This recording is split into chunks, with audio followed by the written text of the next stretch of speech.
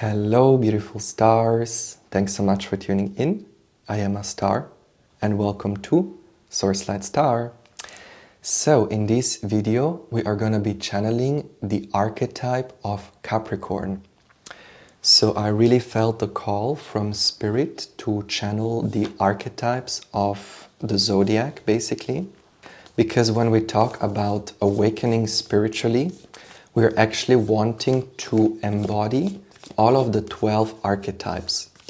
So the 12 archetypes, they basically show the 12 ways how the oneness of consciousness, of love and of light can express itself.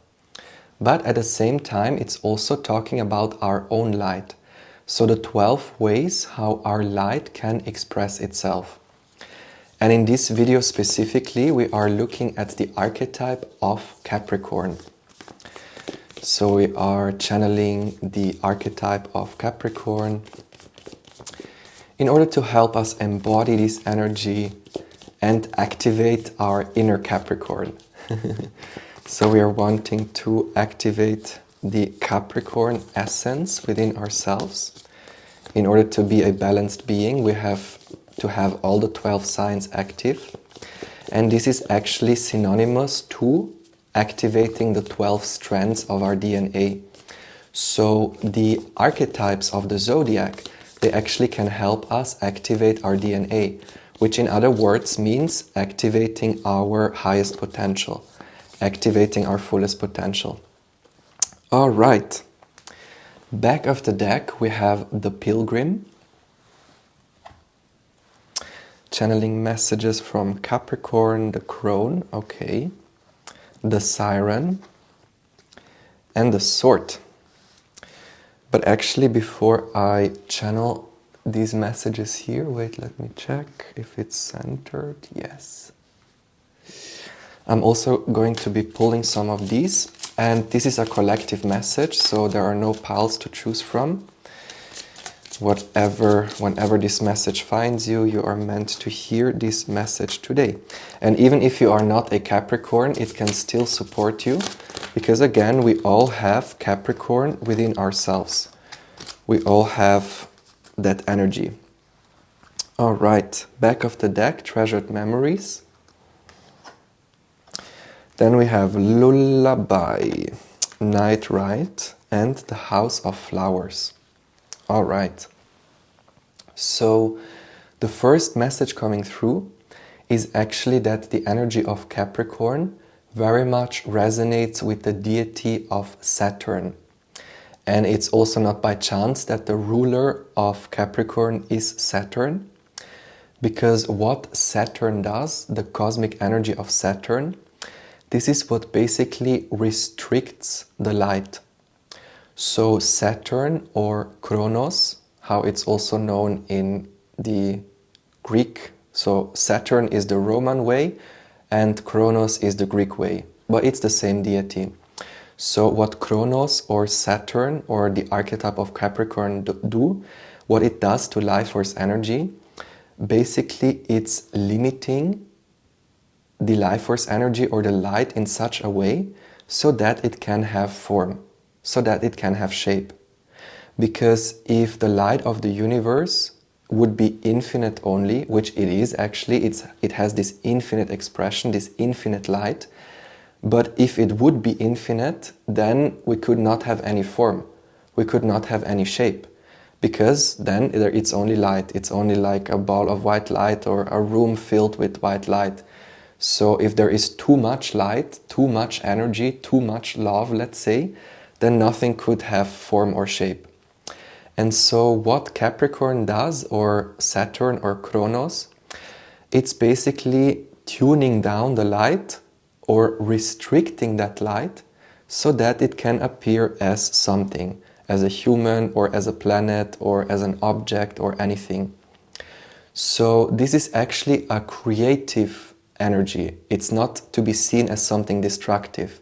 Because again, if this limitation or if this restriction of Capricorn would not be here, we could not have any experience at all. There could be no vessel, there could be no wisdom, there could be no going from A to B. Because if the light was infinite like it is, then there is only light. And so that's why we are wanting to see this restrictive aspect of Capricorn actually as something positive and not as something negative. Because very often Saturn is defined as the evil planet, or even Satan. Sometimes they connect them both, or that Saturn in general is like a demonic energy, or very often it's connected like that. But actually, it's important to understand that this restriction of the infinite light, this is necessary for anything to be created. Because without that, obviously, there could be, nothing could hold form. Like imagine if we as a human being would hold all the light of the universe, then we would explode. Because it's just too much light, too much energy, too much information for a small human being to hold. And that's why we need this restriction from Capricorn or from Saturn in order for anything to be created. And that's why here with the crone, I'm actually being taken to this star here, which is reminding me of also the pentacles. So the pentacles, they are basically, they're connected with the element of earth, obviously. Pentacles resonate with the element of earth. But it's very important to understand that what the element of earth actually is. It is the structure of something, like structured thought patterns. Or the structure is there, and since it's there, it is making us think a certain way, or it's making us act a certain way. Because the structure of this pine cone, for example, makes me think that it is solid, and therefore here I can touch it. And that's the element of earth. But actually, this is like a swirling pool of energy. This is made up of atoms which are actually immaterial. So the element of earth is not really matter as such, it's not really physical as such, but what the element of earth actually is, it's structured thought patterns. So the structure is here so that I can make sense of this object. Because imagine if I would be able to put my hand through it, then it would not make sense. There is no structure, then there is no reference point. So this structure is actually more than anything just an illusion. Like form is an illusion, because actually our true nature is the infinite light of the universe. If I would tune up the degree of light in this object, then it would become immaterial. The same thing with us human beings. The more we raise our vibration, the more immaterial we become.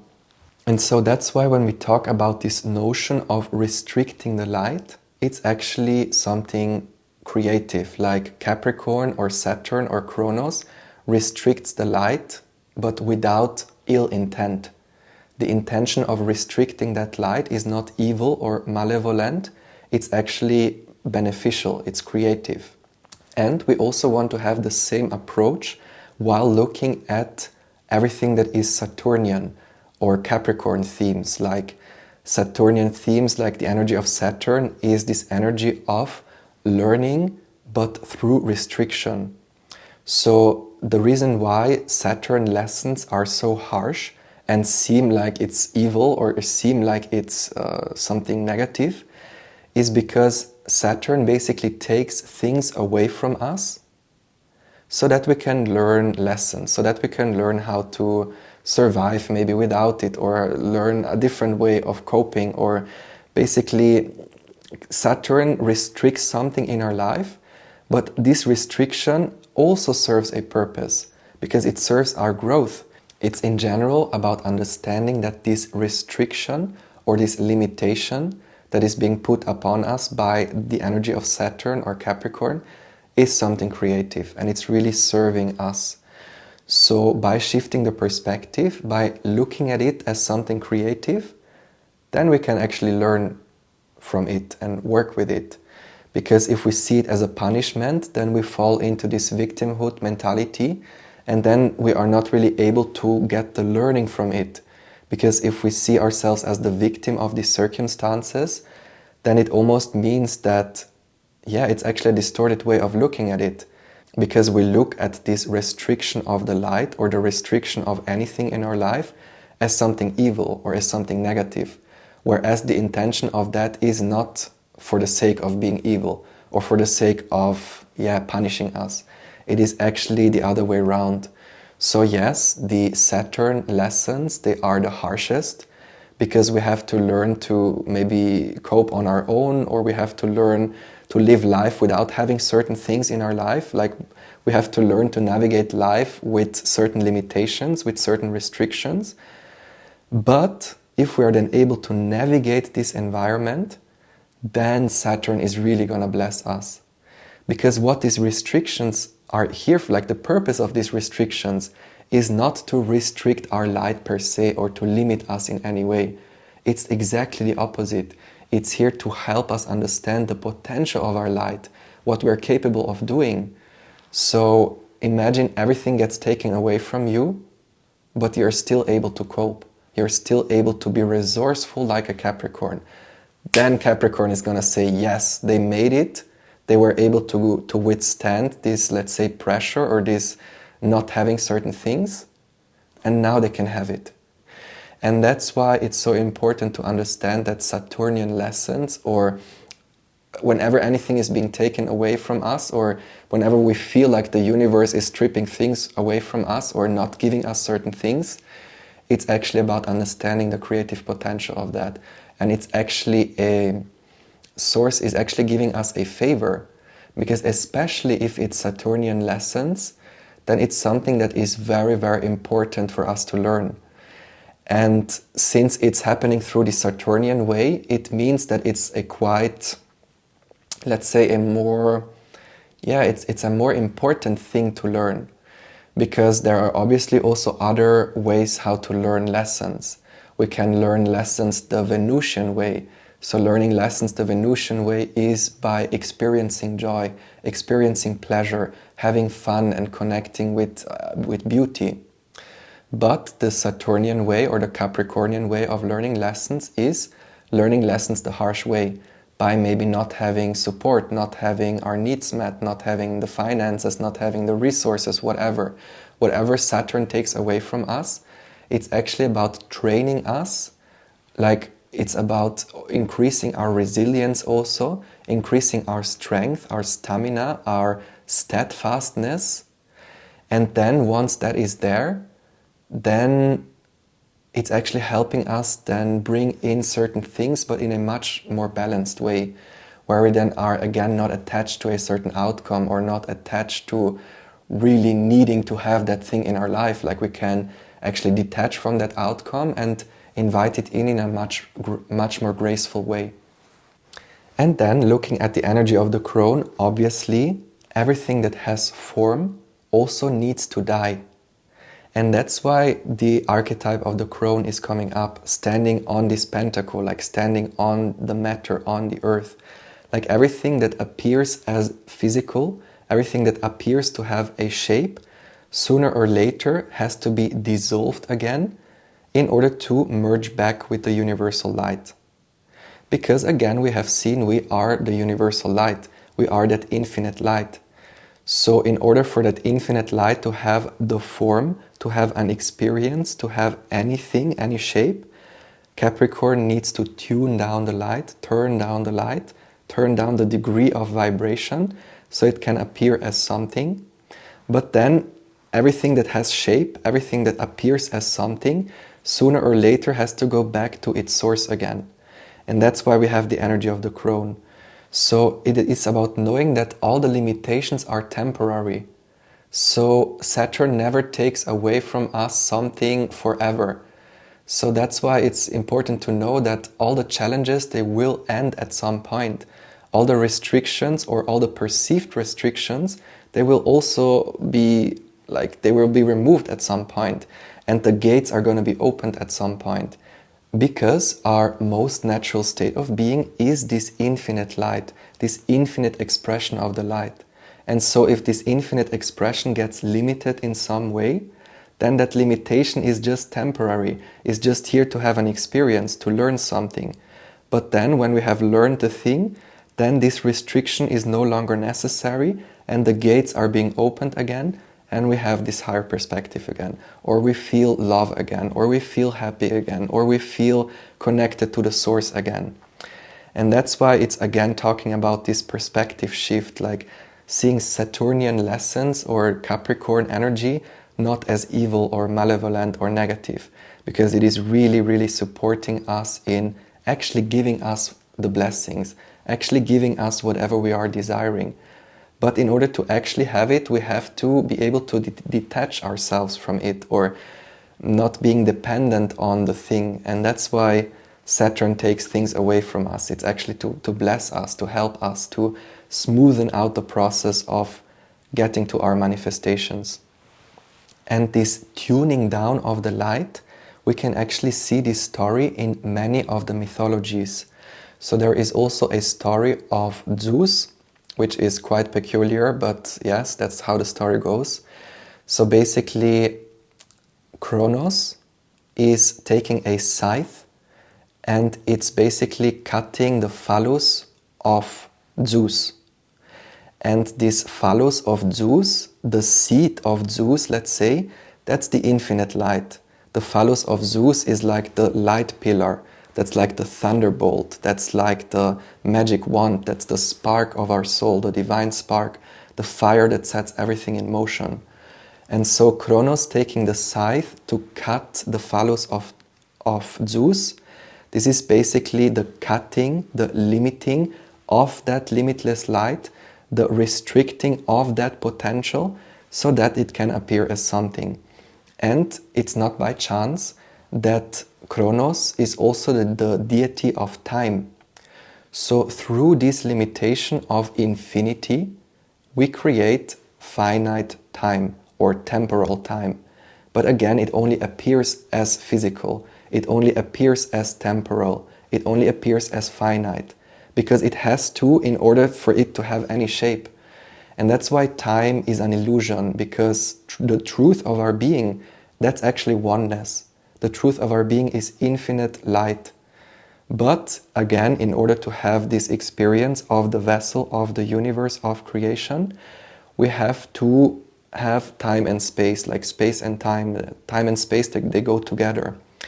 And that's why in the Egyptian tradition, the two deities, they are actually Jeb and Nut. This is Kronos and Gaia. So Kronos or Jeb and Gaia or Nut, this is actually the divine masculine and the divine feminine. But it's very interesting to see that Kronos or Jeb, that's the earth, and Gaia or Nut, that's the sky. So the notion of feminine and masculine comes through the idea of the masculine being structured, being form, being the rigid, like when I think of Jeb or Capricorn or this Kronos Saturn energy, I always see like a blueprint of lines, like a thread.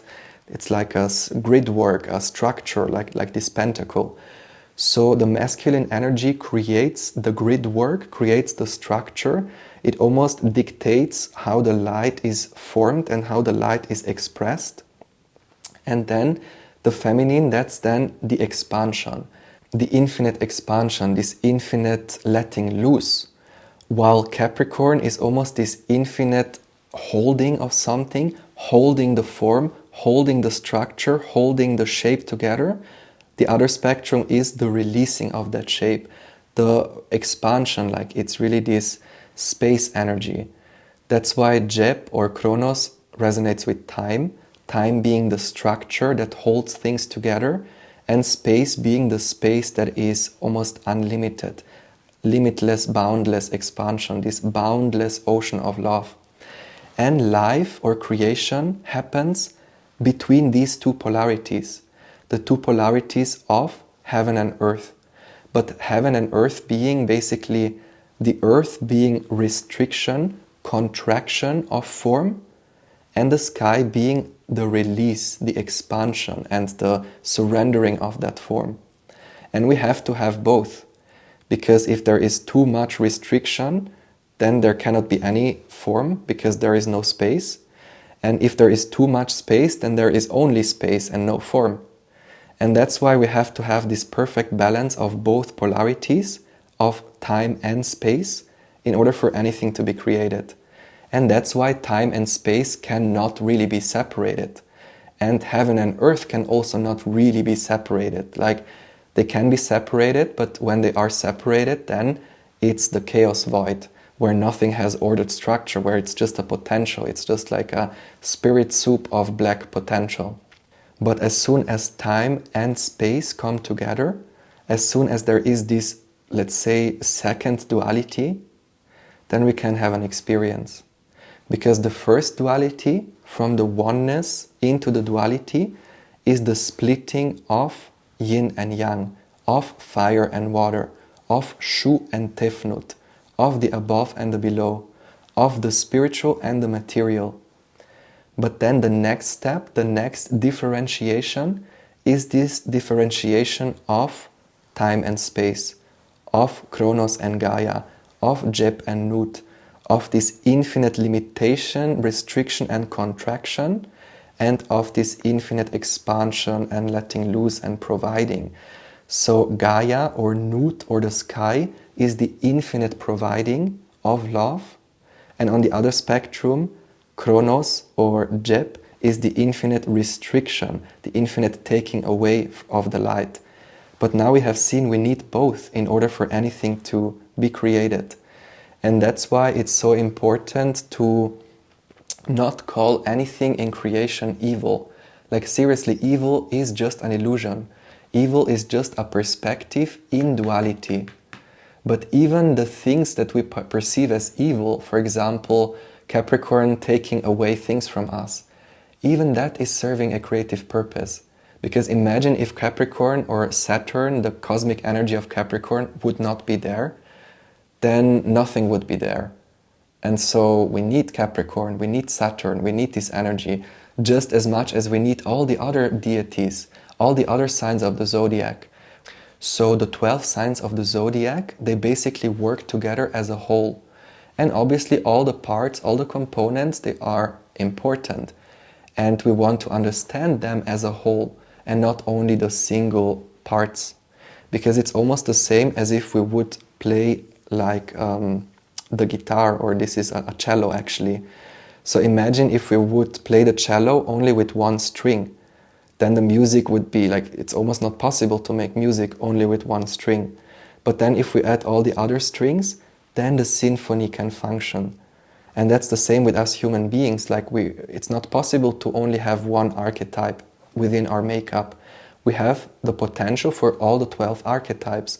And that's why we want to activate all the 12 archetypes by understanding how, first of all, these 12 archetypes influence our character, or what it means for us personally, but then also understanding this energy on a macrocosmic lens, the microcosmic lens of the human and the macrocosmic lens of the whole universe. Because then when we understand both sides, then we can actually integrate it, or integrate the teaching of this specific code. Like, all the 12 signs of the zodiac, they all have a code. They are all like a code that helps us unlock our potential. And that's why we are wanting to explore all these codes, all these keys, because they really help us step into more of who we are, into more of our expression. And with this house of flowers, I'm actually also being taken to the energy of the green man. So it's also not by chance that in Celtic spirituality, they basically have the story of the green man, because if we think of it, nature obviously has these feminine qualities. So why is it not a green woman? The reason why it's the green man, it's because this green man actually connects with this Capricorn energy, this Jeb energy, this Kronos energy. It's this basically the masculine that allows form to take shape, that allows any form to take shape. That's why the green man is actually not really the spirit that creates nature, but it's actually the spirit that creates all the forms of nature. And that's why it's this masculine energy, because the masculine aspect is the structure of things. the blueprint of things, the form of things. And then let's say if this form is there, if the structure, the blueprint is there, then the Divine Feminine can fill this form with life force energy. And not only that, it can then allow everything to move. But the masculine aspect, in that case, of the green man, is simply this coding of the structure, this coding of the shape and the form. And that's why this green man often is also connected with a satyr. Satyr is this mystical creature. It's like a mixed creature of half human, half goat. So it has the lower body of a goat, the upper body of a human, but also horns. So this notion of having the horns, because if we look at the word satyr, that's also connected with Saturn, satyr, Saturn. Sat actually means truth, but then it's almost as if Saturn takes the sat, the truth, and puts it into an urn. And the urn then being the vessel. The urn then being the vase, like the urn is also the symbol of the cauldron. So the horns of the satyr, that's actually the vessel of creation. So these two horns, by using the horns, they're basically giving shape to the truth. But the truth being this unlimited light that is then entering the vase, entering the pot, entering the vessel, being the two horns. And then these two horns create the duality of time and space, feminine, masculine, matter and physical. And in order to progress spiritually, we basically have to let go of this restriction or be able to transcend beyond this restriction. Because with the siren, I'm really being taken to this energy of exploring the invisible, exploring the unconscious, exploring the mystery. But in order to be able to do so, we have to let go of, let's say, the restrictions that make us believe that we are physical. The restrictions that make us believe that we are, let's say, trapped in form. Because that's only half of the truth. Part of our being is in form, is in shape, but that shape is not the ultimate truth. That shape, that form is one part of the truth. But the actual truth is beyond the vessel. The actual truth is beyond the horn and beyond the duality. It's actually in this space of oneness, of love, of unity. So in order to be a siren and swim through the ocean of the unconscious, which is actually swimming through the ocean of unlimited potential, so in order to move beyond the restriction into the free flow, let's say, we are first of all wanting to understand the restriction for what it is, not seeing it as a restriction which is here to punish us or limit us, but seeing it as a blessing or as a framework that helps us understand our nature. And once we have understood that framework and why that framework is there, then we are also allowed to transcend that concept. And transcending that concept actually means transcending physical form, moving beyond our physical vessel. Because at all times we are this infinite expression of the divine. At all times we are the spirit beyond the great void. At all times we are the highest expression of the divine. And then this highest expression, as it moves into the vessel, that's only one part of it. Like us human beings, us being in the vessel, that's only one aspect of our being, but it's not the whole truth. So in order to connect with the whole truth, we want to transcend the physical form, let go of the restrictions by understanding what these restrictions actually are. And then we are free to explore more of our potential. And that's also the energy of, now I'm being taken to Ganesh. So Ganesha is also very much resonates with this Capricorn energy, or this energy of Jip, of restricting things and opening up. Because Ganesha is basically the opener of the ways, but it's also the energy that restricts the ways.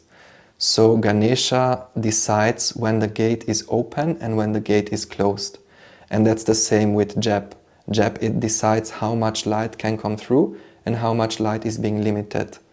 But then again, Ganesha sometimes also puts roadblocks on our path, in order to help us. Because by restricting certain things, it is actually helping us, it's maximizing our potential. So it's really, really very much this perspective shift, like it can really change a lot the way we look at it. If we see the restriction as a punishment, then surely it is super dark and then we feel lost or we cannot really move forward.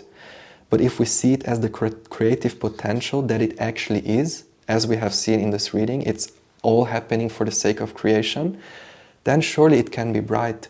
And then we can use this potential, then we can take the sword to create, instead of taking the sword to kill or to do something bad.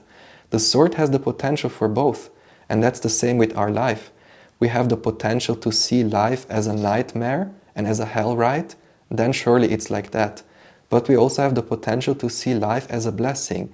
Even with all the restrictions and even with all the Saturnian lessons, it can still be bright, because these lessons ultimately are here for us to have a more colored experience of life. Ganesha would never put a roadblock in our path just for the sake of making life harder for us. Like, Source doesn't work that way, the divine doesn't work that way. The divine is ultimately infinite love. So why should the divine put something in the way of us just for the sake of punishing us, or just for the sake of being mean, or just for the sake of hurting us? That's not how the universe works. The universe basically operates from love. And everything that happens in the universe is based in love, even if we might perceive it as completely differently.